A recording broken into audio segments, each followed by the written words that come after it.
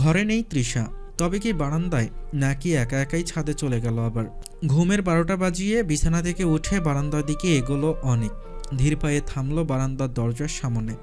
তৃষাকে অস্পষ্ট দেখা যাচ্ছে বিদ্যুৎ চমকানির আলোতে। অনেক ফ্ল্যাশ লাইট জেলে তৃষার দিকে এগিয়ে গেল। লাইটের অস্তিত্ব টের পেয়ে তৃষা পেছন ফিরে তাকালো। কি হলো, এখানে এলো যে? ঘুম ভেঙে তোমাকে পাশে না পেয়ে অশান্তি লাগছিল। তুমি এখানে কেন? কারেন্ট নেই, গরমে শেষ গো। অনেক কপালের ঘাম হাতের উল্টো পিঠ দিয়ে মুছে তৃষার দিকে দৃষ্টিপাত করল। তৃষার কপালেও বিন্দু বিন্দু ঘাম জমেছে। তৃষা বাইরের দিকে দৃষ্টি ছড়িয়ে বলে, গরমে ঘুমই আসে না আমার। তার চেয়ে এখানে একটু একটু বাতাস আছে। দেখি কালকে একটা চার্জার ফ্যান কিনবো, চার্জ দিয়ে রাখবে, কারেন্ট গেলেও চলবে। ঠিক আছে, ছাদে যাবি? ওখানে ভালো বাতাস আছে হয়তো। একা একা যেতে পারছিলাম না এতক্ষণ। অনেক তৃষার ডান হাত নিজের বাম হাতের দখলে নিয়ে আঙ্গুলগুলো নাড়াচাড়া করছে। ঠিক আছে চলো, তবে একটা কাজ করি, একটা চাদর আর দুটো বালিশ সাথে নিয়ে যাই। যদি বৃষ্টি হয়?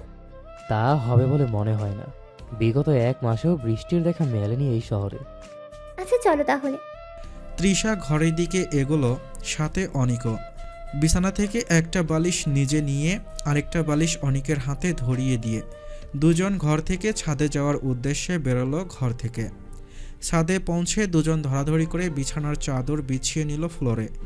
বিদ্যুৎ চমকানির আলোতে কিছু সময় পর পর সব কিছু স্পষ্ট দেখা যাচ্ছে। ঘুম আসবে এই আবহাওয়ায়? অনেক বালিশে মাথা রেখে আকাশের দিকে দৃষ্টিপাত করে শুধালো। তৃষা বসে আছে চুপচাপ, আকাশ পর্যবেক্ষণ করছে হয়তো। একটু পর বলল সে, মনে হচ্ছে আজকে ঝড় হবে। চলো ঘরে যাই বরং। আগে আসুক ঝড়, তারপর। তুমি শোও তো। অনেক তৃষার কোমর ধরে শুইয়ে দিল তৃষাকে। অনেক তৃষার খোপা করা চুলগুলো আলগা করে মুখ গুজে দিল চুলের মধ্যে। কি করছো? খোলা আকাশের নিচে এসব করতে নি। হুর, কি এমন করলাম? চুলের ঘ্রাণ নিচ্ছি কেবল। চুপ করে শুয়ে থাকো তো। অনিকের কথায় তৃষা গাল ফুলিয়ে শুয়ে রইল। এর মধ্যে ফোঁটা ফোঁটা বৃষ্টি পড়তে শুরু করেছে। সেটা দেখে তৃষা অনিকের দিকে তাকিয়ে ইশারা করল, বোঝালো সত্যি বৃষ্টি হবে তাহলে। অনেক পাত্তা দিল না সেসবে। আবহাওয়াটার সাথে বউকে আলিঙ্গন করা যেন পারফেক্ট কম্বিনেশন মনে হচ্ছে তার কাছে। বৃষ্টির মাত্রা কিছুটা বাড়তেই অনেক শোয়া থেকে উঠে বসল, সাথে তৃষাও। সত্যিই বৃষ্টি হচ্ছে, বাতাসের তীব্রতাও বৃদ্ধি পাচ্ছে। রুমে চলো তাড়াতাড়ি, ফোন ভিজে যাচ্ছে তোমার। ফোন যে ওয়াটারপ্রুফ সেটা তুমি ভুলে যাও কেন? অনেক তৃষার গাল টেনে দিল। হ্যাঁ হ্যাঁ, ভুলে গিয়েছিলাম। ফোন যখন ভিজলে সমস্যা নেই, তবে আমিও একটু ভিজি। এই কথা বলে তৃষা উঠে গিয়ে ছাদের মাঝ বরাবর দাঁড়ালো। আকাশের দিকে মুখ করে দুহাত দুই দিকে প্রসারিত করে চোখ বন্ধ করে বৃষ্টি ছোঁয়া অনুভব করছে এখন। অনেক বসে বসে ওর পাগলামি দেখছে। কি স্নিগ্ধ সুন্দর লাগছে তার স্ত্রীকে। প্রেয়সীর দিকে তাকিয়ে গান ধরল ডাক্তার সাহেব। ওহো, বৃষ্টি বৃষ্টি বৃষ্টি, এই কোন অপরূপ সৃষ্টি, এত মিষ্টি মিষ্টি মিষ্টি, আমার হারিয়ে গেছে দৃষ্টি। তপ্ত দুপুর, চারিদিকে রোদ আর রোদ। রোদের তাপে অতিষ্ঠ পশুপাখি ও মানুষ। গরমে প্রাণ যাই যাই অবস্থা। আপাতত শীতাতাপ নিয়ন্ত্রিত যন্ত্রের কারণে সেই গরম টের পাচ্ছে না আয়ান। অনিমাদের ড্রয়িং রুমে সোফায় বসে আছে সে। সামনে বসে আছেন অনিমার বাবা। আয়ান দুপুরের খাওয়া দাওয়ার পাট চুকিয়ে এসেছে বাসা থেকেই। সত্তার শেখ সে নিয়ে একটু বকাঝকা করেছেন বটে। ভাত না খাওয়াতে পারলেও ফলমূলের ঝুড়ি সামনে এনে রেখেছেন কিছু একটা খাওয়ার জন্য। অনিমা এতক্ষণ বাবার পাশে দাঁড়িয়েছিল, কিন্তু এখন পাশের সোফায় গিয়ে বসেছে। আয়ান দোনামোনা করতে করতে একটা আপেল হাতে রেখে বাকি ফলগুলো সরিয়ে নিতে বলল। একজন মাঝ বয়সী লোক এসে ফলের ঝুড়ি নিয়ে রান্নাঘরের দিকে গেলেন। যাই হোক, যে কথা বলার জন্য তোমাকে ডাকলাম সেসব বলি। মজার কথা হচ্ছে অনিমা, নিজেও জানি না আজকে তোমাকে আমি কি বলতে ডেকেছি। বাবার কথায় অনিমা ও আয়ান চকাচকি করলো একবার। আয়ান শান্তভাবে বলল, জি বলুন। আয়ান, আমি চাচ্ছি যে তুমি যদি আমার কোম্পানির কাজগুলো এখন থেকে দেখাশোনা করতে তাহলে আমার বড় উপকার হতো। লোককে দিয়ে কাজ করিয়ে তো নিশ্চিন্ত থাকতে পারছি না। তাছাড়া আমার তো ছেলে নেই, তুমি ছেলে, আবার তুমি মেয়ের জামাই, সব কিছু তোমার আর অনিমারই। আঙ্কেল, এত কিছু সামলাতে আমি পারবো না, আমার সেই অভিজ্ঞতা নেই। অভিজ্ঞতা এমনি এমনি হয় না, কাজ করতে করতে অভিজ্ঞতা আসে। শুরু না করলে অভিজ্ঞতা আসবে কিভাবে? এভাবে ভাবো, তুমি হাল না ধরলে বাইরের লোকজনের উপর নির্ভর করতে হবে আমাকে এখনও।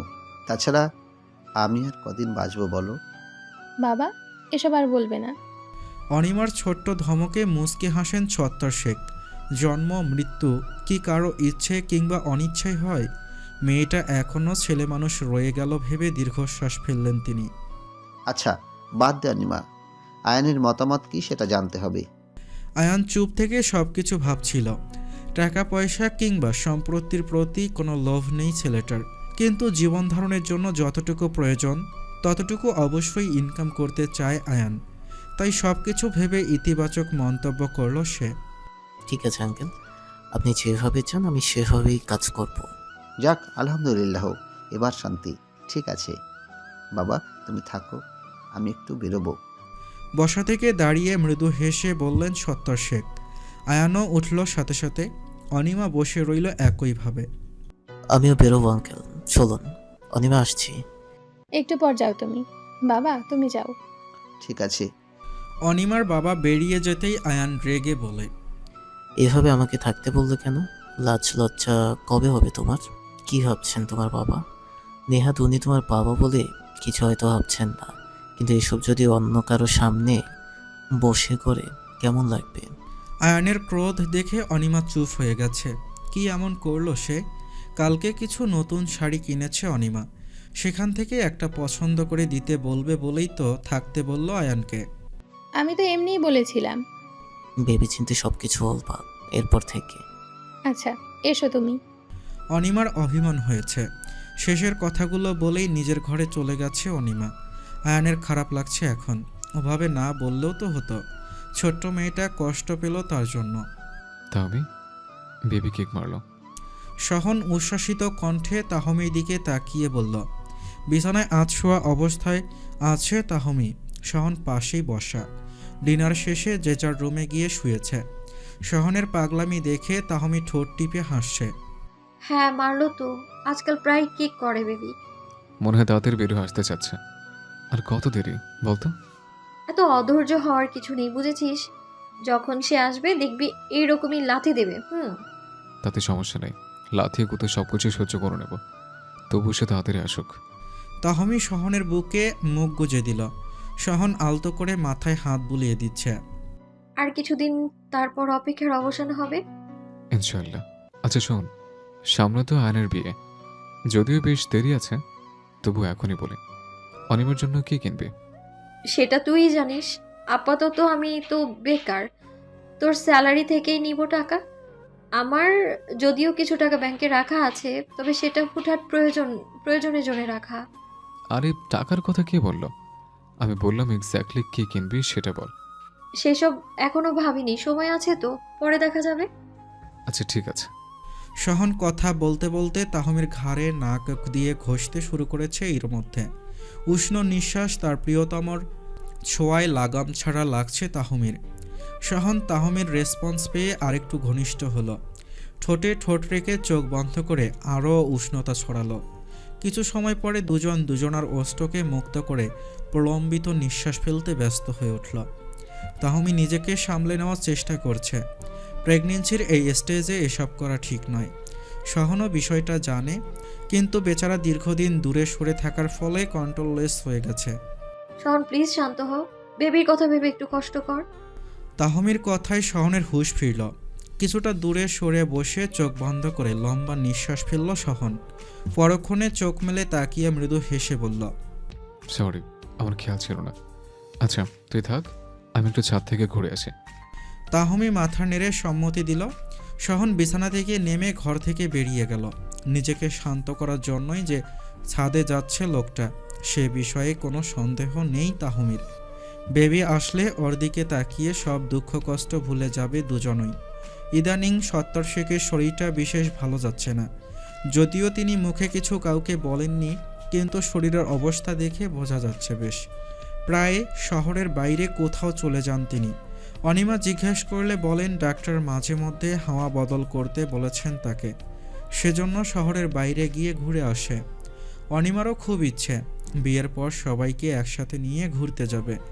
2 মাস পরেই পরীক্ষা, দেখতে দেখতে এই সময়টাও কেটে যাবে। তাই পড়ালেখার দিকে ভালো করে মনোযোগ দিয়েছে অনিমা।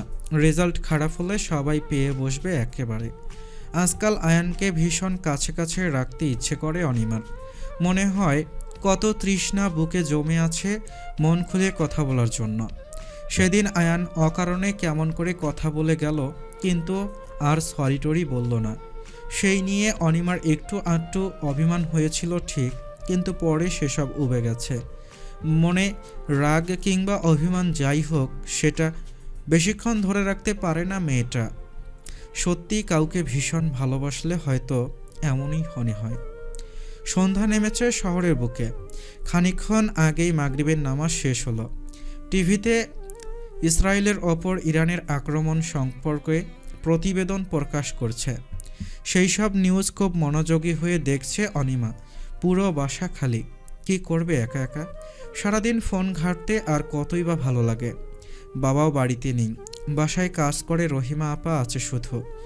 বয়স 20-এর ঘরে তার, কিন্তু সে থাকলেও নিজের কাজেই বিজি। ছাদে গিয়ে মাদুর পেতে ঘুমাচ্ছে সে। ঘরের মধ্যে নাকি তার ঘুম আসে না, কেমন দম বন্ধ হয়ে আসে। যদিও মাত্র সন্ধ্যা হয়েছে, কিন্তু রহিমার বরাবরই তাড়াতাড়ি ঘুমানোর অভ্যাস। পরে অবশ্যই জেগে উঠে অনিমার খাবার দাবার দিবে। অসময়ে কলিং বেলের আওয়াজ শুনে নড়ে চড়ে উঠল অনিমা। এমন সময় তো কারো আসার কথা নয়, তবুও কেউ যে এসেছে সেটা তো নিশ্চিত। অনিমা হাতে থাকা রিমোট সোফায় রেখে দরজা খুলতে এগিয়ে গেল। তুমি? দরজা খুলে আয়ানকে দেখে চমকালো অনিমা। আয়ান মুচকি হেসে গাল টেনে দিল অনিমার। কেন, খুশি হওনি? সেটা নয়, এমন সময় তো কখনো আসো না তাই। আচ্ছা, বাসায় কিন্তু আব্বু নেই, বলতে গেলে আমি একা। আয়ান বুঝতে পারছে অনিমা কেন এ কথাটা বলল। অনিমাকে অবাক করে দিয়ে কপালে ঠোঁট ছুঁয়ে দিল আয়ান। যথারীতি চমকালো অনিমা। আয়ান চোখ টিপ্পনি দিয়ে বাসার ভেতরে ঢুকে দরজা আটকে দিল। আমাকে কি তোমার একেবারে নিম পাতা মনে হয়? একটু মিষ্টি কি নেই আমার ছুরিতে? আমি কেন বললাম সেটা তুমি ভালো করেই জানো। যাই হোক, বসো এখানেই, আমি শরবত নিয়ে আসি। বাইরে থেকে এলে তো। অনিমা আয়ানকে সোফায় বসতে বলে রান্নাঘরের দিকে এগিয়ে গেল। মেয়েটা কেমন গম্ভীর হয়ে কথাবার্তা বলছে। পরিচিত অনিমার মতো দুষ্টমি নেই তার স্বরে। আয়ানের মোটেও তা ভালো লাগছে না। যদিও আজকে অন্য একটা উদ্দেশ্যে এসেছে এখানে, তবুও আজকে অনিমার অভিমান ভাঙাবে আয়ান। আয়ান এতক্ষণ দাঁড়িয়ে দাঁড়িয়ে এসব ভাবছিল। শরবত হাতে নিয়ে অনিমা ফিরে এভাবে আয়ানকে দাঁড়িয়ে থাকতে দেখে ফের বলল, কি হলো, দাঁড়িয়ে খাবা? বসো। ও হ্যাঁ, বসছি, তুমিও বসো। আয়ান বসল। অনিমাও অন্য সোফায় বসেছে। শরবতে চমক দিতেই প্রাণ জুড়িয়ে গেল আয়ানের। এই গরমে ঠান্ডা তরমুজের শরবত জাস্ট ওয়াও। কি হলো, ওই সোফায় গিয়ে বসলে কেন? আমার পাশে এসে বসো। আয়ান গ্লাস টি টেবিলের ওপর রেখে দিল। অনিমা চুপ করে আছে। আয়ানের কাছ থেকে নিজের পাগলামি দূরে রাখতে চায় সে।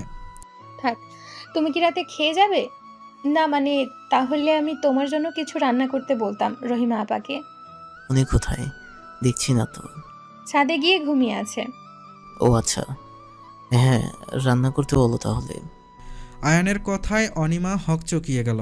কথাটা ঠিক বিশ্বাস হলো না, তাই অনিমা নিজে থেকে আবারও শুধালো, তুমি রাতে থাকবে? হ্যাঁ, কোনো সমস্যা? আয়ান বেশ স্বাভাবিকভাবেই বলল। তাতে অনিমা আরও ভরকে গেছে। থতমত খেয়ে বলল সে, আমার কোনো সমস্যা নেই। আচ্ছা তুমি বসো, আর বিশ্রাম নিলে ঘরে গিয়ে শো কিংবা ফ্রেশ হয়ে নাও। আমি রহিমা আপাকে ডাকতে গেলাম। ঠিক আছে, যাও, তবে সাবধানে যেও ছাদে। হুম। আয়ানকে বসার ঘরে রেখেই অনিমা ফোনের ফ্ল্যাশ লাইট জেলে ছাদে গেল। এমনিতে ছাদে বাতি আছে, কিন্তু রহিমা ঘুমানোর জন্য নিভিয়ে রেখেছে। মেয়েটা যে কিভাবে ছাদে অন্ধকারে ঘুমায় বুঝে আসে না অনিমার। ছেলেটার পছন্দ আছে বুঝলে আয়নের মা, যেমন মেয়ে ভালো তেমন মেয়ের বাবা। তৃষার বাবা বারান্দায় দাঁড়িয়েছিলেন এতক্ষণ, মাত্র বিছানায় এসে শরীর এলিয়ে দিলেন। তৃষার মাকে উদ্দেশ্য করে বললেন কথাটা। হ্যাঁ, সাত্তার ভাই একেবারে মাটির মানুষ। আজকাল বড় লোকদের যে অহম, সেখানে অনিমার পরিবার 100টার মধ্যে একটা। সেটাই বললাম আয়ানের মা, মানে মানে বিয়েটা হলে নিশ্চিন্ত হই। অনিমার মতো মেয়ে ঘরে এলে তোমার আর একাকিত্ব বলে কিছু থাকবে না। আয়ানের বাবা মুচকে হেসে বললেন। আমেনা ইসলামও হাসলেন। সে তো বটেই, ভীষণ কথা বলে অনিমা, কিছুটা তাহমির মতো চঞ্চল। ওদের মনে হয় 2 বোন। তৃষা আর আয়নের সাথে তো তাহমির মিল নেই। ভালোই বললে। আয়ানের বাবা দুহাত বুকে সমানভাবে রেখে চোখ বন্ধ করলেন ঘুমানোর উদ্দেশ্যে। রাতের খাওয়া দাওয়া শেষে অনিমা আয়ানকে বাড়ির অন্য একটা রুমে থাকার ব্যবস্থা করে দিয়েছে। আয়ান দ্বিমত পোষণ করেনি, চুপচাপ খেয়ে দিয়ে নিজের জন্য বরাদ্দ করা ঘরে 10টার মধ্যে চলে গেছে। অনিমাও নিজের ঘরে এসেছে অনেকক্ষণ। আয়ানের মতিগতি কিছু বুঝতে পারছে না সে। এভাবে তো কখনো আসেনি আয়ান, আজ কিসের জন্য এলো? এসব প্রশ্নের কোনো উত্তর নেই ওর কাছে। তাও আবার যখন সত্তর শেখ বাড়িতে নেই তখন এলো আয়ান। ভাবনার অতলে তলিয়ে একসময় ঘুমিয়ে পড়ে অনিমা। ঘড়িতে সময় ঠিক রাত 12টা। দেয়াল ঘড়ির আওয়াজে ভেসে এলো বসার ঘর থেকে। সেই সাথে আয়ানের কণ্ঠে নিজের নাম কিছুটা উচ্চস্বরে শুনে ঘুম ভেঙে গেল অনিমার। আচমকা আয়ান কেন চেঁচিয়ে উঠল সেই নিয়ে ভয় হচ্ছে অনিমার। কি হলো? চোখ মুখ হাতের তালু দিয়ে ডলে বিছানা থেকে উঠে ঘর থেকে বেরিয়ে গেল অনিমা। সমস্ত ঘর অন্ধকার। তাড়াহুড়োয় ফোনটাই আনতে মনে নেই অনিমার। অন্ধকার হাতরে ঘরের লাইট জ্বালাতে যাবে তখনই একটা হাত এসে আটকে দিল অনিমাকে। চমকালো অনিমা। কে কে আয়ান, তুমি কোথায়? আমার কিন্তু ভয় করছে।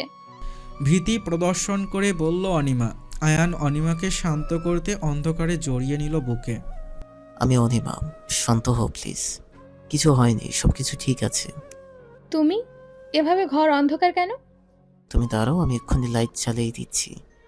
আচ্ছা।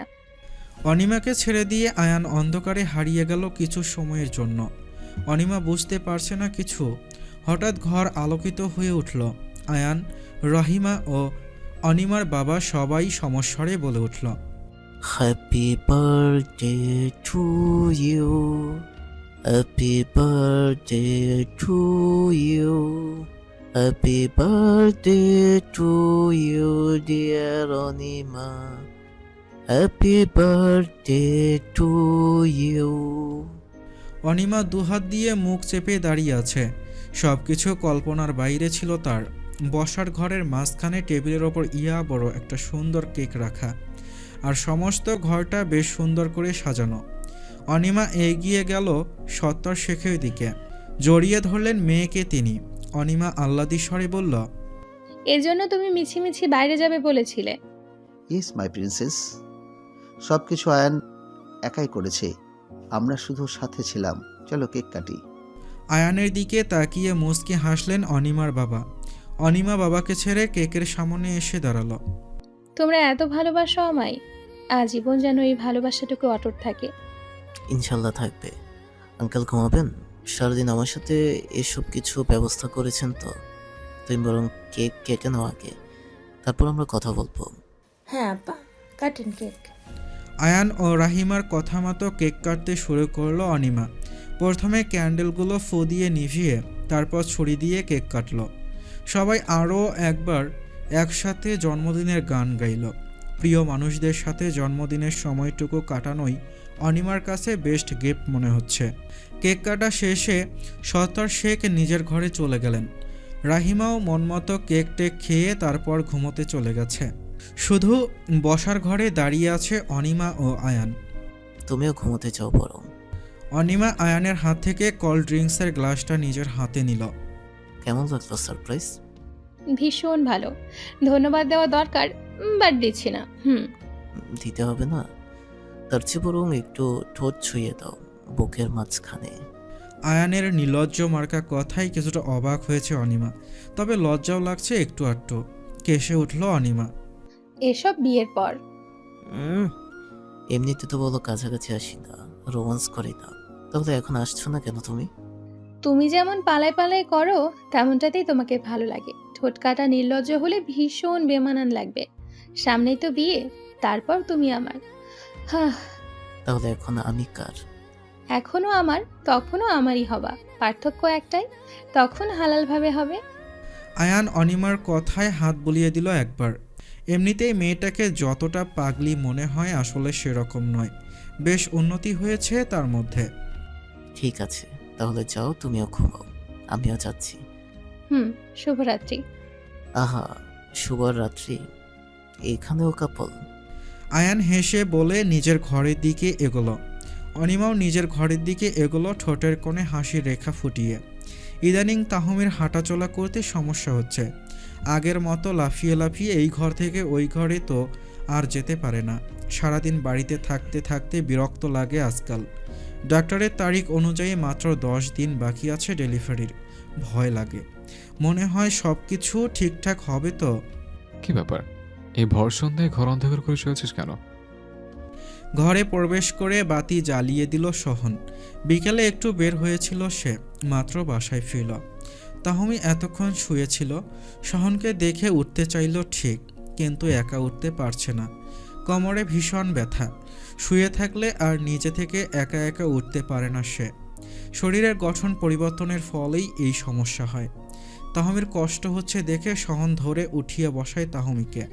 তাহমি ঘন ঘন শ্বাস প্রশ্বাস নিচ্ছে। কিয়ৎক্ষণ লাগলো তার নিজেকে স্বাভাবিক করতে।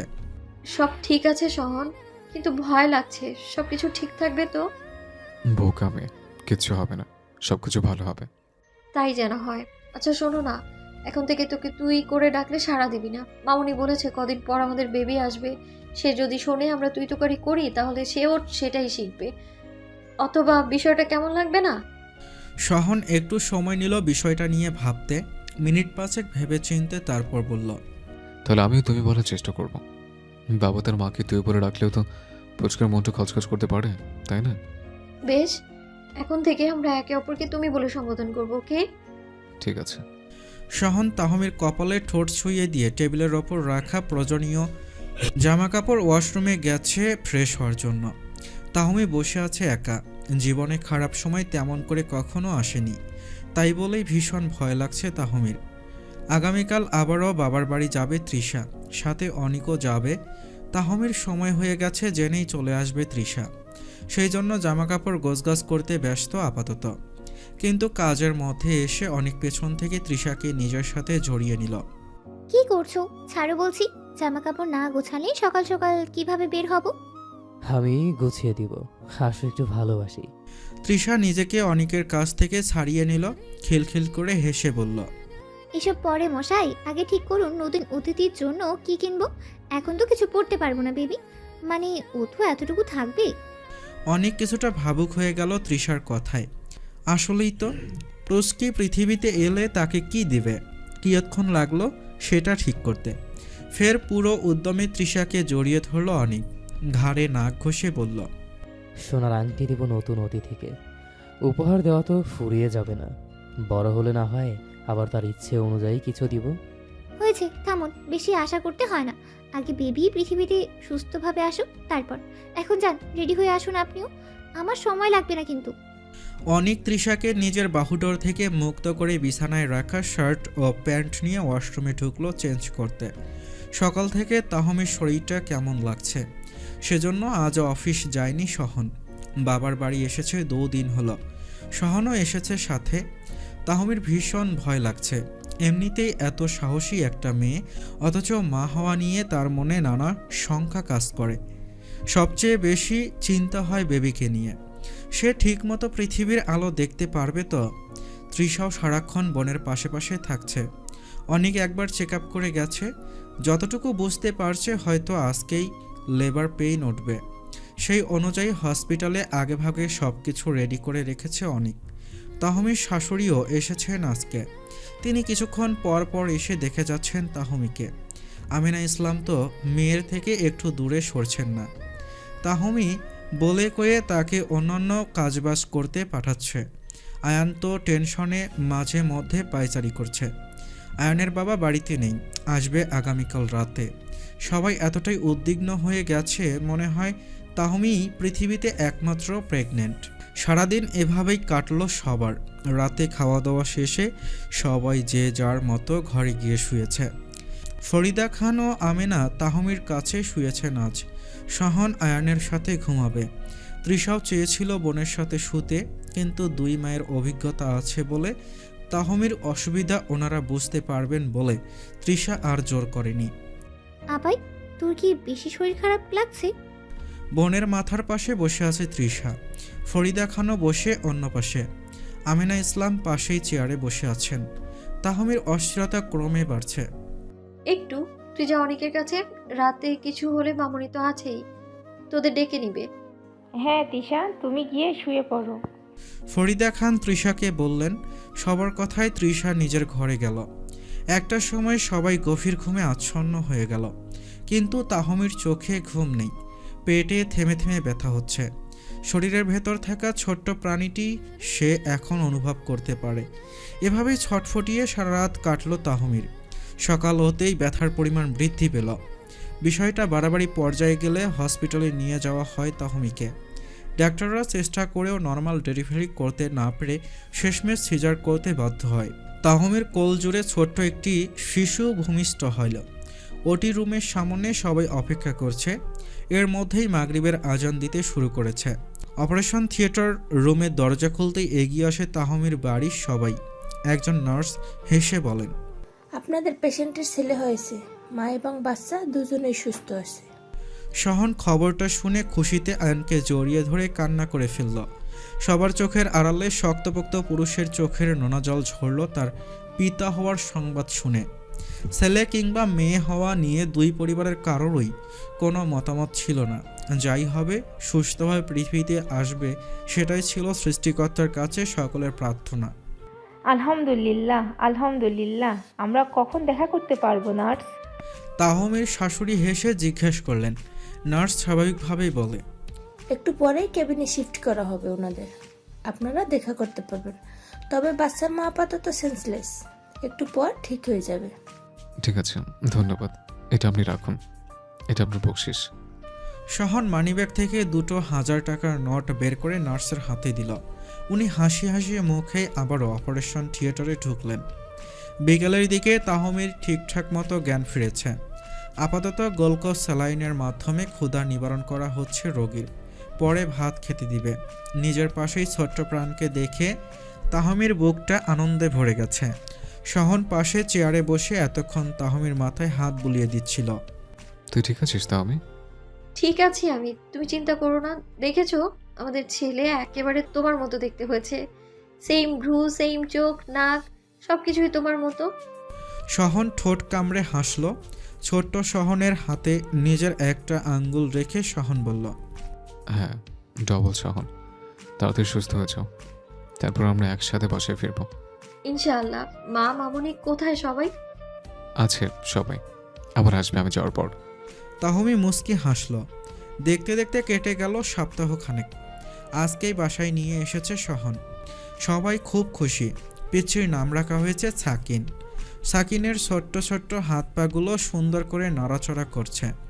বিকেলে অনিমা এবং সত্তর শেখও আসবে বেবিকে দেখতে। আয়ান এসেছে অনিমার কাছে।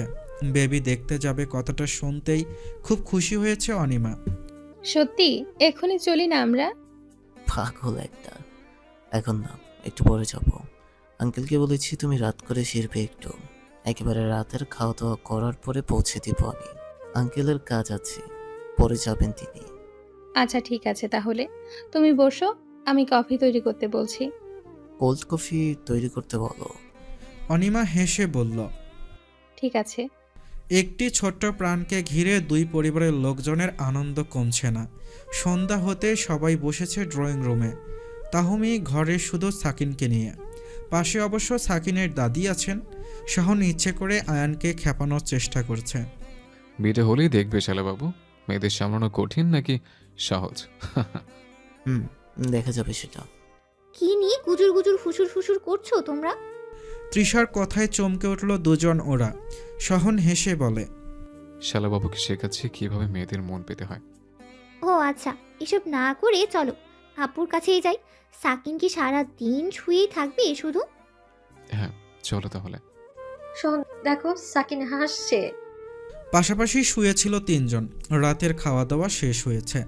হঠাৎ তাহমির কথায় সহন চমকালো, থমকালো।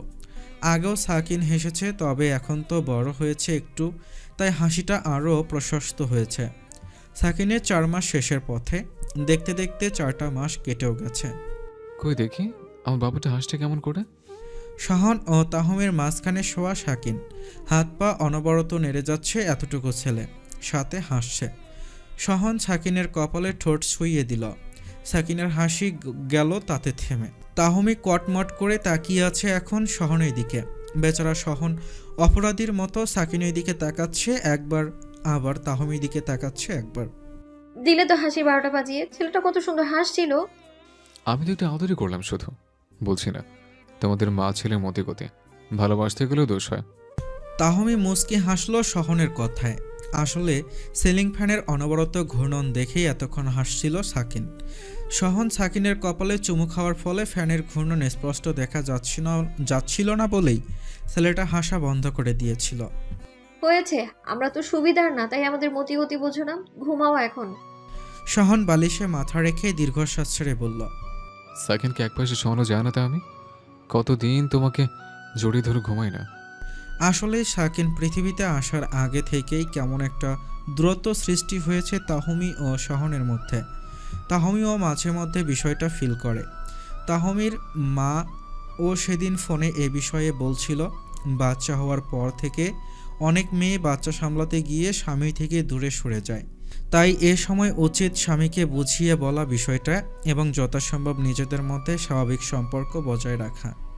ঠিক আছে, দাঁড়াও, আমি বড় কোলবালিশ দুটো পাশে দিয়ে দিচ্ছি। তোমার ছেলে যে নড়াচড়া করতে শিখেছে, কখন আবার ধপাস করে ফ্লোরে পড়ে। সহন সাকিনকে কোলে তুলে নিল। সাকিন হাত দুটো দিয়ে সহনের সামনের চুলগুলো ধরে খেলছে। তাহমি পরপর দুটো কোলবালিশ খাটের যে পাশে সাকিন ঘুমাবে সেই পাশে দিয়ে দিল। হ্যাঁ ভালো করে দাও বালিশ। হয়েছে এবার। সাকিনকে দাও না, খাইয়ে ঘুম পাড়িয়ে দিই। সহন তাহমির কোলে তুলে দিল সাকিনকে। গরমে সাদা স্যান্ডো গেঞ্জি আর প্যাম্পাস পরেছে পিচ্চি সাকিন।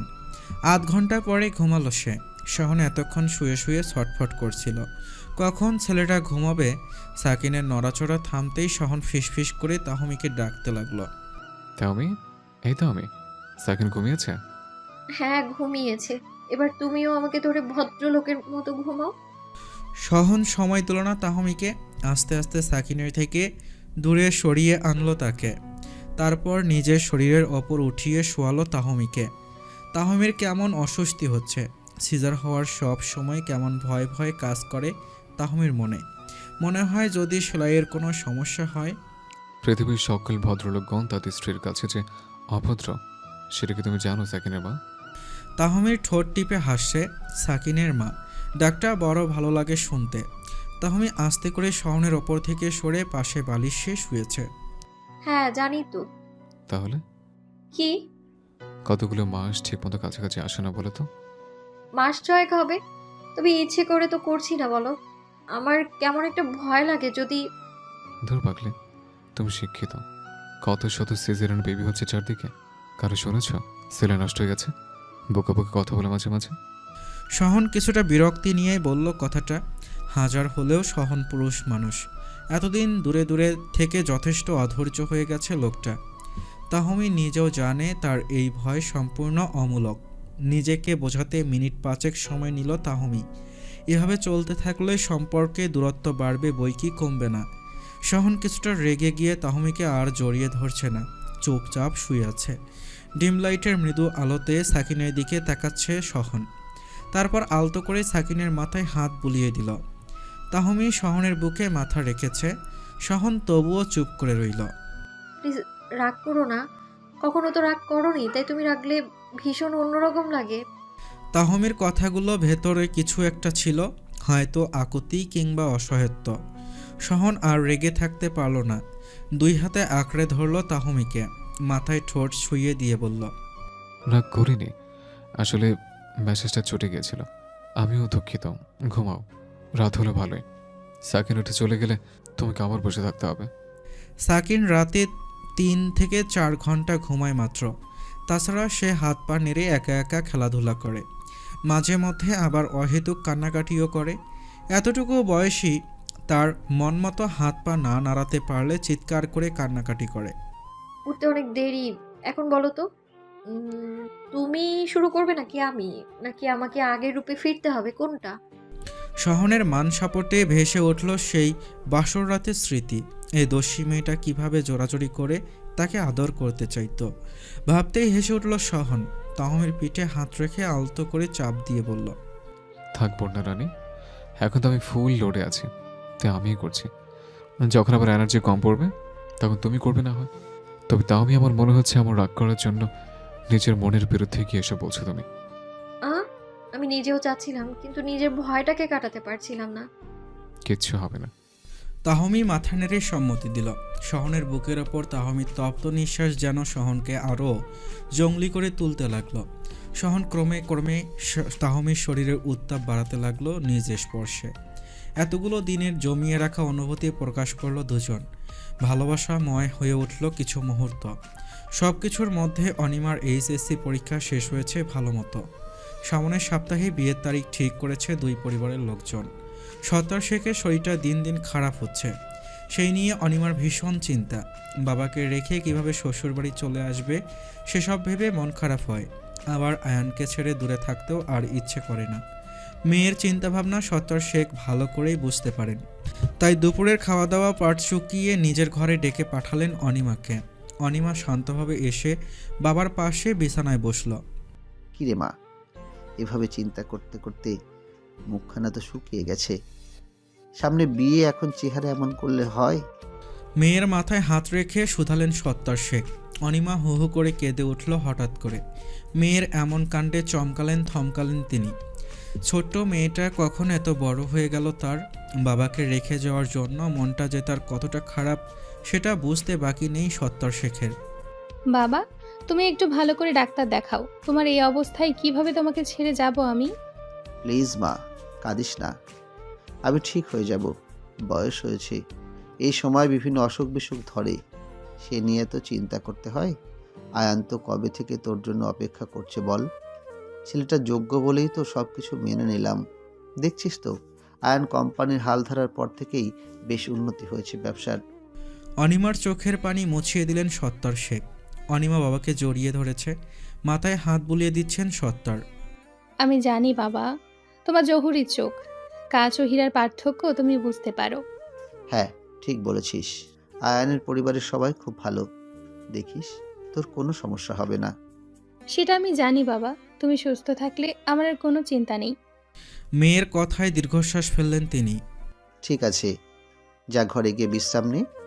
বিকালে আয়ান আসবে বলল, বাসায় ভালো মন্দ রান্না হবে ওদের। তোর হবু শাশুড়ি যেতে বলেছেন। ঠিক আছে বাবা, তুমিও রেস্ট নাও।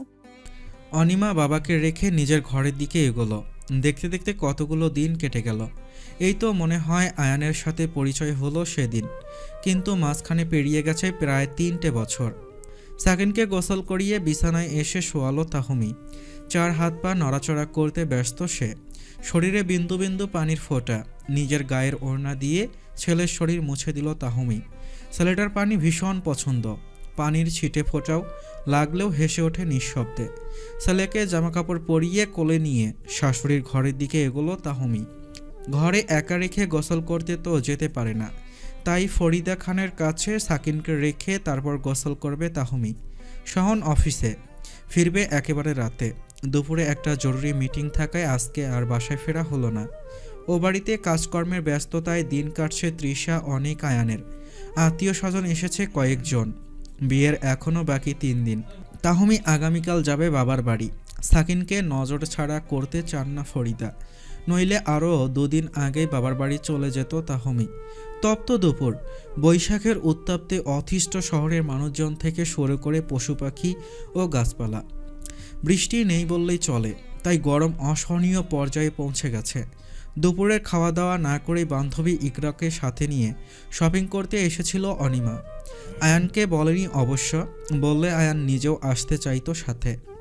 সামনে আয়ানের জন্মদিন, বিয়ের ঠিক 2 দিন পর। তখন তো বাড়ি থেকে চুপি চুপি বের হওয়া সম্ভব হবে না, তাই এখনই কিছু উপহার কিনে রাখলো অনিমা। আচ্ছা অনিমা, আমি গেলাম, সাবধানে যাস। ইকরাকে বাসার সামনে নামিয়ে দিল অনিমা। আজকে অনিমা নিজেই গাড়ি নিয়ে বেরিয়েছে। ড্রাইভ করতে আগে থেকেই পারে সে। ওকে দোস্ত, টাটা। টাটা। ইকরাকে বিদায় জানিয়ে বাড়ির দিকে গাড়ি ঘোরালো অনিমা। ইস, ভাবতেই ভীষণ এক্সাইটেড লাগছে অনিমার। সামনে বিয়ে, তারপর আবার আয়ানের জন্মদিন। কিভাবে আয়ানকে সারপ্রাইজ দিবে সব কিছু ভেবে রেখেছে সে। প্রায় 15 দিন ধরে ইউটিউবে কেক বানানোর ভিডিও দেখে 3বার চেষ্টা করে অবশেষে ঠিকঠাক মতো কেক বানাতে শিখেছে মেয়েটা। নিজের হাতে কেক বানিয়ে দিলে আয়ান একটু বেশি খুশি হবে বলেই এই সামান্য কষ্ট করা অনিমার। হঠাৎ ট্রাকের কর্কশ হর্ন দেওয়ার আওয়াজে নড়েচড়ে উঠল অনিমা। ভাবনার জগৎ পেরিয়ে বাস্তবে ফিরতেই আঁতকে উঠল সে। প্রাণপণে চেষ্টা করলো গাড়িটা পাশ কাটিয়ে নিয়ে যেতে, কিন্তু শেষ রক্ষা হলো না। ট্রাকের সাথে মুখোমুখি ধাক্কা খেয়ে গাড়ির অবস্থা শোচনীয় হয়ে গেছে। মাথায় তীব্র আঘাত পেয়ে পৃথিবীর মায়া ত্যাগ করেছে অনিমা। শেষবারের মতো আয়ান ও বাবার চেহারা ভেসে উঠছে অনিমার চোখের সামনে। কষ্ট হচ্ছে ভীষণ, কি মারাত্মক কষ্ট তা বলে বোঝানো যাবে না। আয়ানের বলা কত শত কথা কানে ভাসছে। ইস, বউ হয়ে আয়ানের সাথে সংসার করা আর হলো না তার। আয়ানকে নিজের করে কাছে পাওয়া হলো না। দম বন্ধ হয়ে আসছে অনিমার। পানি তৃষ্ণা পাচ্ছে। রক্তে ভেসে গেছে গাড়ির ভেতর। আশেপাশের লোকজন ছুটে এসেছে স্পটে। অনিমার সময় ফুরিয়ে যাচ্ছে। কয়েক সেকেন্ডের ব্যবধানে হৃদস্পন্দনের আওয়াজ থমকে গেল মেয়েটার, চিরদিনের জন্য। কি হয়েছে রে আয়ান, এরকম অস্থির হয়ে আছিস কেন? ঠিকমতো খাবার খেলি না? মায়ের প্রশ্নের জবাবে কিছু বলল না আয়ান। ড্রয়িং রুমে চুপচাপ বসে আছে সে। সেই দুপুর 1টা থেকে এখন পর্যন্ত অনিমার কোনো মেসেজ আসেনি তার ফোনে। মেয়েটা নিয়ম করে 3 বেলা খাবার খেয়ে নিতে বলে আয়ানকে। আজকে অফিসের কাজ তাড়াতাড়ি শেষ, একেবারে বিয়ের জন্য ছুটি নিয়ে বাসায় এসেছে আয়ান। অনিমা শুনলে বিকেলে ঘুরতে যেতে চাইবে ভেবে তখন থেকে কল করে যাচ্ছিল আয়ান, কিন্তু না, কল রিসিভ তো দূর, নম্বর বন্ধ বলছে অনবরত। মনটা তাই ভীষণ আনচান করছে আয়ানের। আয়ানের নীরবতায় তৃষা ভেঙচি কেটে বলল, বুঝলে না মা, ভাবি চিন্তা করছে। আহ তৃষা, চুপ করো। দেখছো না আয়নের চোখ মুখ কেমন শুকিয়ে গেছে? পাশ থেকে অনিক বলল। আয়ানের কানে কারো কথা যেন কথাই ঢুকছে না। বসা থেকে উঠে দাঁড়ালো সে। আসলে ভীষণ চিন্তা হচ্ছে। তোমরা থাকো, আমি বরং অনিমার বাসা থেকে একটু ঘুরে আসি। 2.5 ঘন্টা হলো, এখনো নাই কল আসলো না ওর নাম্বার থেকে। বিষয়টা অস্বাভাবিক। হয়তো সাত্তার ভাইয়ের শরীরটা খারাপ করেছে, ওনার তো শরীরটা খারাপ যাচ্ছিল। আমিনা ইসলাম ছেলেকে কিছুটা সান্ত্বনার বাণী শোনালেন, কিন্তু আয়ান দাঁড়ালো না, নিজেই ড্রাইভ করতে লাগলো। আয়ানের চিন্তিত ভাবভঙ্গি দেখে বাসার সবাই চিন্তায় পড়ে গেল। এমনিতেই সকাল থেকে ভীষণ অশান্তি লাগছিল আমিনার। কিছু কিছু মানুষের জীবনে প্রিয় মানুষকে পাওয়া খুব সহজ বিষয়, আবার কিছু কিছু মানুষের জীবনে চাওয়া পাওয়ার হিসাব মেলা দুষ্প্রাপ্য। আয়ানের জীবনেও তাই হলো। ভালোবাসার মানুষকে হারিয়ে ফেলল সে। হন্তদন্ত হয়ে প্রেয়সীর বাড়িতে ছুটে গিয়ে জানতে পারল অনিমা অ্যাক্সিডেন্ট করেছে। অ্যাক্সিডেন্ট স্পটেই মৃত্যু হয়েছে অনিমার। মেয়েটাকে নিয়ে যখন সত্তার শেখ হসপিটালে পৌঁছেছিলেন তখন অলরেডি মৃত। মাথা কাজ করছিল না ওনার। আয়ানকে কল করে খবর দেওয়ার কথা তখন মাথায় ছিল না। আয়ান চুপচাপ অনিমার নিথর দেহের পাশে বসে আছে বসার ঘরে। আশেপাশে আরও লোকজন। সত্তার শেখ অসুস্থ হয়ে পড়েছেন, কথা বলতেও পারছেন না। সাদা কাপড়ে আবৃত শরীরটা আর নড়াচড়া করবে না কখনো। হুটহাট লাফিয়ে কেউ আর কোলে চড়ে আদর করার বায়না ধরবে না। রাত বিরাতে কেউ আর দেখবো বলে জ্বালাবে না। ছেলে মানুষই পাগলামিও কেউ আর করবে না আয়ানের সাথে। বাসা থেকে বেরিয়ে যাওয়ার পর কোনো খোঁজ খবর না পাওয়ায় অনেক শেষমেশ অনিমাদের বাসায় এসেছে আয়ানের খোঁজ নিতে। আর এসেই এই দুঃসংবাদ শুনে থমকে গেছে অনিকও। ছেলেটাকে কেউ ধরে বসাও ফ্যানের নিচে, এই রুমের এসিটাও নষ্ট হয়ে গেছে। আশপাশ থেকে কেউ একজন আয়ানকে সরানোর কথা বলল। একটানা প্রায় 1.5 ঘন্টা বসে আছে এক জায়গায়, ঘেমে নিয়ে একাকার হয়ে গেছে। অনেক এর মধ্যে বাসায় কল দিয়ে সব কিছু জানিয়েছে। তৃষা আমিনা ইসলামকে নিয়ে রওনা হয়েছে। অনেক আয়ানের পাশে গিয়ে বসল। আয়ান নিষ্পলক দৃষ্টিতে তাকিয়ে আছে অনিমার লাশের দিকে। আসরের নামাজের পরে জানাজার নামাজ আদায় করা হবে এবং তারপর পারিবারিক গোরস্থানে কবর দেওয়া হবে তাকে। আয়ান, আয়ান ভাই আমার, একটু এদিকে এসে বসবে? অনেক নম্র স্বরে আয়ানকে ডাকলো বেশ কয়েকবার, কিন্তু আয়ান যেন বোবা হয়ে গেছে। কিঞ্চিত পরিমাণ নড়াচড়াও করছে না। কথা তো বলা দূর, অনেক মনে মনে ভয় পাচ্ছে। এরকম চুপ করে থাকা মোটেও ভালো বিষয় নয়। আয়ান উঠো, অনিমার বাবা ভীষণ অসুস্থ। তুমি যদি এখন শক্ত না থাকো তাহলে ওনাকে কে সান্ত্বনা দিবে বলো? না, আয়ান কোনো কথার উত্তর দিচ্ছে না। ফলশ্রুতিতে অনেক আয়ানের কাঁধে হাত দিয়ে ধাক্কা দিল। সবাইকে অবাক করে দিয়ে মাটিতে লুটিয়ে পড়ল আয়ান। চমকালো অনেক, উপস্থিত সবাই চমকালো। কেউ কেউ তো বলাবলি করতে শুরু করলো। ছেলেটা অনিমাকে কতটা ভালোবাসতো। মেয়েটার মৃত্যুতে আয়ান শেষ হয়ে যাচ্ছে। যেখানে বিয়ে করে সংসার করার স্বপ্ন বুনেছিল দুজন, সেখানে সাদা কাফনে আবৃত হয়ে চিরনিদ্রায় শায়িত হলো মেয়েটা। অনেক আশেপাশে থাকা দুজন লোকের সাহায্যে আয়ানকে উঠিয়ে নিয়ে সোফায় শুইয়ে একটা টেবিল ফ্যান ছেড়ে দিল। এর মধ্যে আমেনা ও তৃষাও উপস্থিত হলো অনিমাদের বাসায়। ঘরে প্রবেশ করেই হবু পুত্রবধূর এমন অবস্থা দেখে বুকটা কেঁপে উঠল আমেনা ইসলামের। পরক্ষণেই মেয়ে জামাইয়ের পাশে নিজের ছেলেকে অচেতন অবস্থায় আবিষ্কার করে হতভম্ব হয়ে গেলেন। ছুটে গেলেন সেখানে। তৃষাও ভাইয়ার কাছে এসে দাঁড়িয়েছে। অনেক কি হয়েছে আমার আয়ানের? ও এরকম পড়ে আছে কেন বাবা? আমেনা ইসলাম হু হু করে কেঁদে উঠলেন। অনেক তৃষাকে ইশারা করে সামলাতে বলছে মাকে। জ্ঞান হারিয়ে ফেলেছে মা, এত বড় শখ সহ্য করতে পারেনি। এসে থেকে একটা কথাও বলেনি আর না তো কেঁদেছে। এভাবে চুপচাপ থাকলে ভয়ের বিষয়। তাহলে কি করবে? ভাইয়াকে কিভাবে কথা বলাবেন? তৃষা, তুমি মাকে নিয়ে বসো, আমি দেখছি। তৃষা আমেনা ইসলামকে নিয়ে অনিমার লাশের পাশে গিয়ে বসল। আমেনা ইসলাম শেষবারের মতো চঞ্চল মেয়েটাকে দেখতে চাইছেন, কিন্তু অ্যাক্সিডেন্টের কারণে চেহারা দেখতে বিশ্রী লাগায় সবাইকে দেখতে বারণ করছে অনেকেই। কিন্তু আমেনা শুনলেন না, তৃষাকে জোরাজোরি করলেন। শেষে তৃষা মুখের ওপর থেকে কাফনের কাপড় সরিয়ে দিল। স্যাঁত করে উঠল আমেনার বুকটা। এই তো সেদিনও বাসায় এসেছিল মেয়েটা। কত কত প্ল্যান ছিল তার। বাড়িতে এসে কোন কোন কাজ সে করবে সব কিছু বলে রেখেছিল আয়ানের মাকে। আমেনা ইসলামও অনিমার চঞ্চলতার মধ্যে তাহমিকে খুঁজে পেত। নিজের আরেকটা মেয়ের মতোই ভালোবাসতেন অনিমাকেও। এভাবে মেয়েটা একদিনের মধ্যে নাই হয়ে গেল। ছেলেটাকে কিভাবে সামলাবেন সে নিয়েও মনটা খসখস করছে আমেনার। আয়ানের বাবা এর মধ্যে এসে অনিমার বাবার সাথে দেখা করতে গেলেন। আয়ান, শক্ত হও জেন্টলম্যান, মা এসেছেন। আয়ানের জ্ঞান ফিরতেই উঠে বসেছে। আশেপাশে তাকিয়ে কিছু একটা খুঁজছে সে। অনেকের বুঝতে বাকি নেই আয়ানের চোখজোড়া ভুলবশত এখনও অনিমাকেই খুঁজছে। মেয়েটা খুব ভাগ্যবতী ছিল। পুরুষ মানুষের চোখের জল যে নারীর জন্য ঝরে, নিঃসন্দেহে সে ভাগ্যবতী। আয়ান আমেনা ইসলামকে দেখে ওনার পাশে গিয়ে ফ্লোরে বসেছে। অনিমার মুখ ঢেকে দিয়েছে তৃষা। বাবা আয়ান, কথা বলছিস না কেন? কথা বল।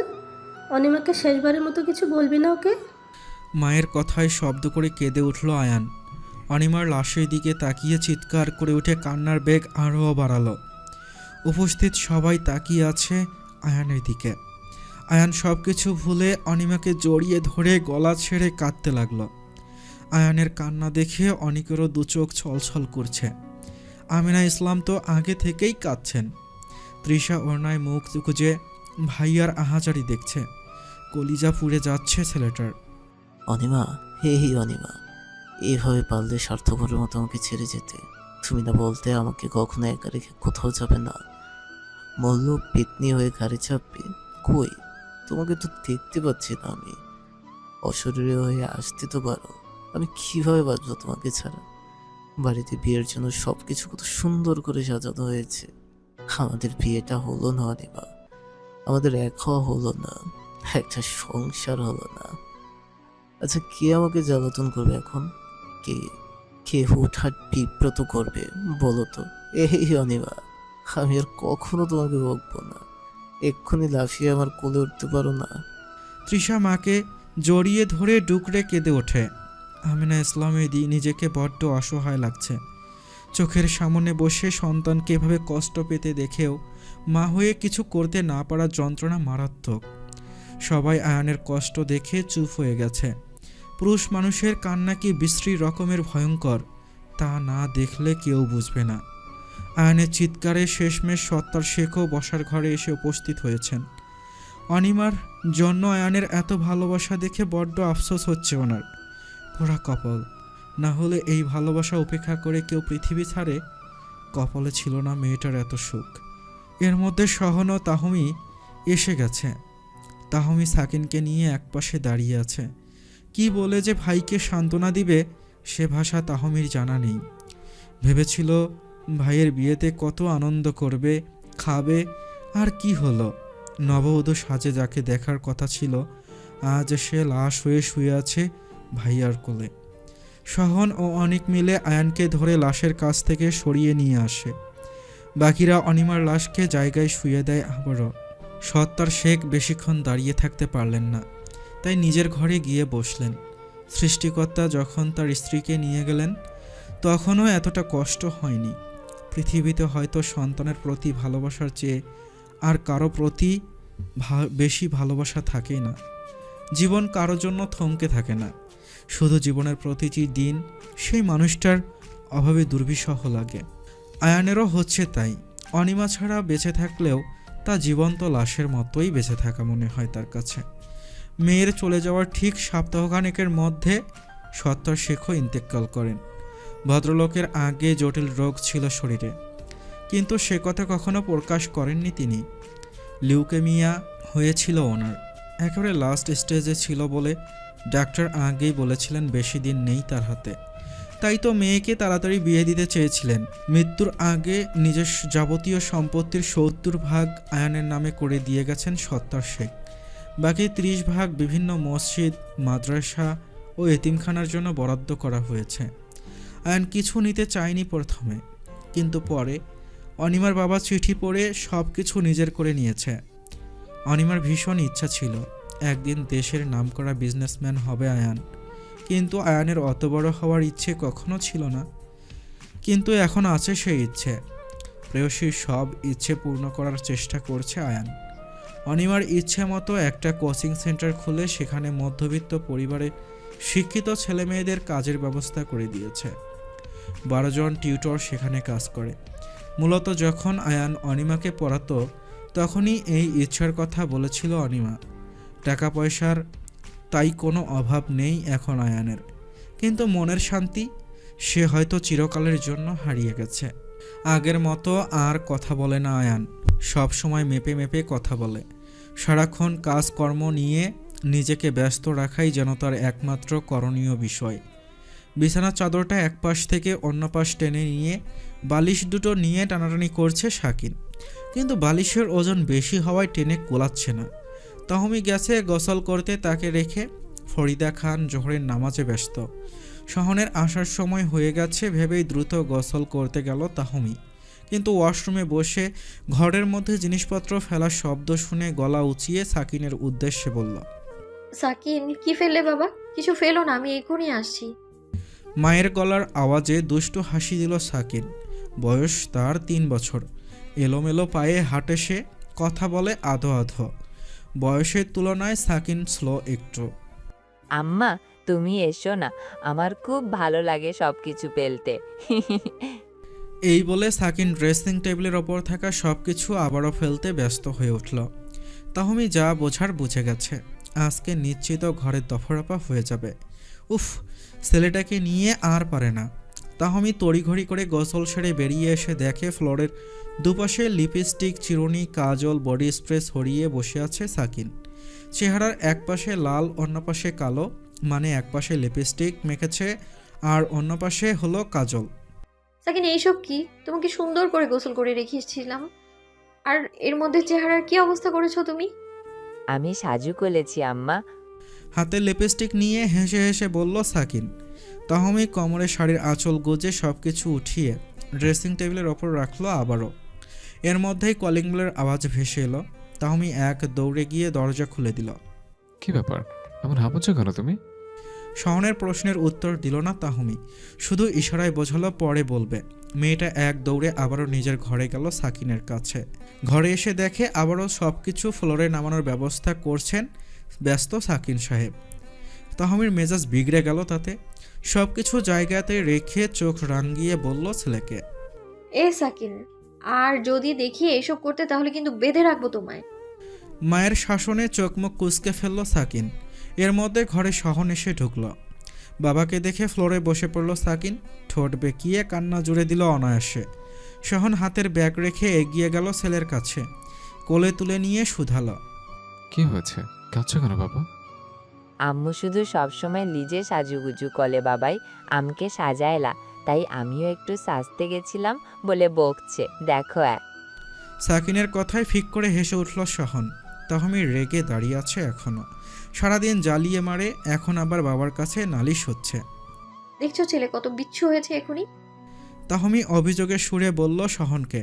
সহন সাকিনকে বিছানার একপাশে বসিয়ে নিজের শার্ট টাই সব কিছু খুলতে লাগলো। বাইরে যা গরম, প্রাণ যায় যায় অবস্থা। ছেলে তো ভুল কিছু বলেনি তা আমি। ও বেচারা দেখে তুমি একা সাজুগুজু করো সবসময়, আমাকে করাও না, আর না তো ছেলেটাকে। সেজন্য তো আজকে নিজে নিজে সাজার চেষ্টা করলাম। সহনের কথায় গায়ে জ্বালা ধরে গেছে তাহমির। মেজাজ তুঙ্গে এখন। সব কিছু ঠিকঠাক মতো রেখে সাকিনকে কোলে তুলে নিল সে। ঠিক আছে, ছেলে না হয় বোঝে না, সে ছেলে বলে সাজুগুজু করতে পারে না, কিন্তু ছেলের বাবা বলদ হয়েও যে এমন একটা কথা বললো, এই জন্য রাতে তাকে মাসুল দিতে হবে। কি মাসুল, কামড়ে দাগ বাড়বে নাকি? সহন আলমারি থেকে তোয়ালে নিয়ে ওয়াশরুমে ঢুকতে ঢুকতে হেসে বলল। তাহমি মুখ ভেংসি কেটে ঘর থেকে বেরোতে বেরোতে বলে, সেটা দেখবে রাতে। আজ বৃহস্পতিবার, দুপুরে একসাথে অনিক ও তৃষা বাসায় ফিরেছে। তবে সকালবেলা রান্না করে রেখে বের হয় তৃষা। ব্যাংকে চাকরি করছে তৃষা, আর অনিক তো আগে থেকেই ডাক্তারি পেশায় নিযুক্ত। অনিক অবশ্য বলেছে বাচ্চা কাচ্চা হলে তখন তৃষা কেবল বাচ্চাকে সময় দিবে, চাকরি করতে হলে বাচ্চা বড় হলে করবে। তৃষা, এই তৃষা, আর কতক্ষণ লাগবে তোমার? ডাইনিং টেবিলে বসে আছে অনিক। তৃষা খাবার গরম করতে গেল রান্নাঘরে। ততক্ষণে অনেক ঘরদোর ঝাড় দিয়ে রেখেছে। তৃষা দুহাতে তরকারির বাটি নিয়ে রান্নাঘর থেকে বেরিয়ে ডাইনিং টেবিলের দিকে আসছে। এই তো হয়ে গেছে, ভাত বেড়ে রেখেছেন, ভালোই হয়েছে, আমি তরকারি নিয়ে দিচ্ছি, খাওয়া শুরু করুন। হ্যাঁ, তুমিও বসো তাড়াতাড়ি। তৃষা প্রথমে অনিকের প্লেটে তরকারি দিয়ে পরে নিজেও বসলো খেতে। খাওয়ার সময় অনেক কথা বলে না, তাই চুপচাপ খেয়ে নিল দুজন। সময়ের আবর্তনে অনিক ও তৃষার সম্পর্কে কোনো চির ধরেনি, বরং দিন যতই এগিয়েছে ততই দুজনার মধ্যে ভালোবাসা বৃদ্ধি পেয়েছে। ভালোবাসা কখনো মরে না, কেবল মরিচা ধরে তাতে। সঠিক মানুষের স্পর্শে সে ভালোবাসা পুনরায় জেগে ওঠে। অনিকের হৃদয়েও তেমনই তৃষার আগমনে ভালোবাসা পুনরুজ্জীবিত হয়েছে। ঘড়ির কাঁটায় রাত 12টা বেজে 10 মিনিট। অন্ধকার ঘরে মোমবাতি জ্বলছে কতগুলো। মোমের আলোতে দেয়ালে হাস্যোজ্জ্বল মানুষের ছবি দেখা যাচ্ছে। অষ্টাদশী অনিমার ঠোঁটের কোণে হাসি রেখা ফুটে আছে ছবিতে। আয়ান সেই ছবির সামনেই কেক নিয়ে বসে আছে নীরবে। আজকে অনিমার জন্মদিন। মানুষটা বেঁচে থাকলে কতটা রঙিন হতো আয়ানের জীবন, অথচ সে থাকবে বলেও আজ কোথাও নেই। ফোনে রিংটনের আওয়াজে নড়ে চড়ে উঠল আয়ান। মা কল করছেন। আয়ান কল রিসিভ করে কানে ধরল। হ্যাঁ মা, বলো। সকালে সাবধানে গাড়ি চালিয়ে ফিরিস বাবা। জি। রাখছি। কল কেটে দিয়ে কান্নায় ভেঙে পড়লেন আমেনা ইসলাম। ছেলেটা প্রতি বছর এই তারিখের রাতে অনিমাদের বাসায় গিয়ে থাকে। আগের মতো কথা বলে না আয়ান, শুধু যতটুকু দরকার ততটুকু বলে।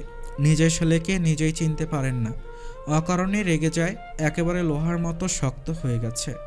তবে আমেনা জানেন ভেতরে ভেতরে আয়ানের মনটা কতটা নরম। মেয়েটা তো চলে গেল, কিন্তু সেই সাথে তার ছেলের জীবনের সমস্ত রং নিয়ে গেল। আয়ানের মা, প্লিজ কেঁদো না এভাবে। দেখো, আমরা তো চেষ্টা করছি আয়ানকে স্বাভাবিক করার। আয়ানের বাবা নিজের স্ত্রীকে বুকে জড়িয়ে নিলেন। কিন্তু কাজ তো হচ্ছে না আয়নের বাবা। আল্লাহ আমাদের ছেলেটার অন্তরে একটু শান্তি দিক। ছেলেটা ভেতর ভেতর শেষ হয়ে যাচ্ছে। আল্লাহ, আমি কি করব? মা হয়ে কিছু করতে পারছি না। আয়ানের বাবা কি বলে আমিনাকে সান্ত্বনা দিবে বুঝতে পারছেন না। মাথায় হাত বুলিয়ে দিচ্ছেন তিনি, আর মনে মনে নিজের ছেলের জন্য প্রার্থনা করছেন। সাকিনের মা, এই তাহমি, শুনছ? সাকিন ঘুমিয়েছে। সহন পেছন দিক থেকে তাহমির ঘাড়ে থুতনি রেখে ফিসফিস করে শুধালো।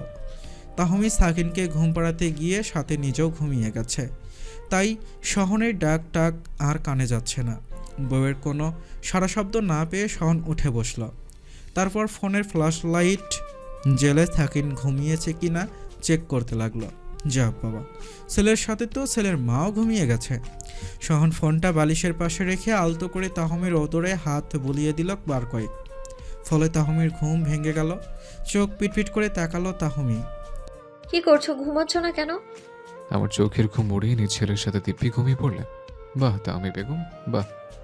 তাহমি শাওনের মজা বুঝতে না পেরে সিরিয়াস কিছু ভেবে উঠে বসলো। চোখ ভালো করে হাত দিয়ে মুছে আগ্রহী হয়ে শুধালো। কি হয়েছে? কিছু হয়নি বলে তো এত বিরহ। কিসের বিরহ বলবে তো? গরমে গরম বাড়াতে পারছে না বলে বিরহ। এই গরমের রাতে একবার গোসল করতে পারছে না বলে বিরহ। তাহমির আর বুঝতে বাকি রইল না কিছু। আস্তে করে দুটো থাপ্পড় মারলো শহনের পিঠে। ফাজিল একটা। এমন করে বললে ভাবলাম কি হলো আবার মাঝরাতে। এটা কিছু হয়নি। বয়াকারে বা হয়েছে। বউটা আমার আর ভদ্র হলো না। ভদ্র দেখে বিয়ে করলে ভদ্র বউ থাকতো। এখন এইসব কথা রেখে যা বললাম তা করো, আমি ঘুমোবো তারপর। এভাবে বলছো? থাক, লাগবে না, উপোস দিলাম আমি। শহনের ঢং দেখে তাহমির মেজাজ খারাপ লাগে। এমনিতেই রাতে ছেলে ঘুমাতে দেয় না, এখন আবার বাপের ঢঙের জন্য জেগে থাকতে হচ্ছে। সহন। কে শোনা? কিছু না। কোনো কিছু না বউ।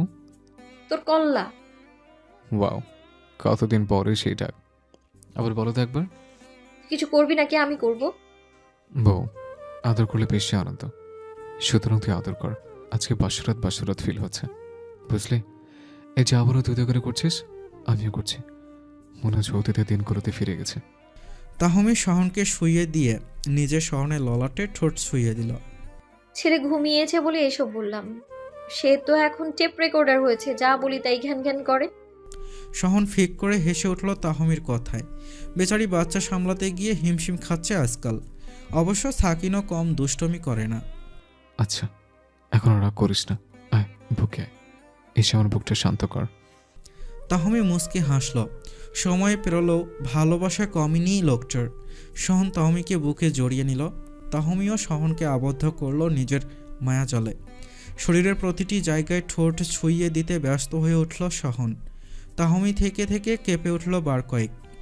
আবেশে চোখ বন্ধ করে ফেলেছে ইতোমধ্যে। শহনের উষ্ণতায় উষ্ণ হয়ে উঠেছে তাহমির শিরা উপশিরা। ক্রমান্বয়ে ভারী হয়ে উঠেছে দুজন নরনারীর শ্বাস প্রশ্বাস। আম্মু, আম্মু, আমি কোথায় গেলি? আমার ভয় লাগছে কিন্তু। হঠাৎ সাকিনের কান্নার আওয়াজে চমকে উঠল দুজন। তড়িৎ গতিতে শহনকে সরিয়ে সাকিনের পাশে গিয়ে শুয়ে পড়ল তাহমি।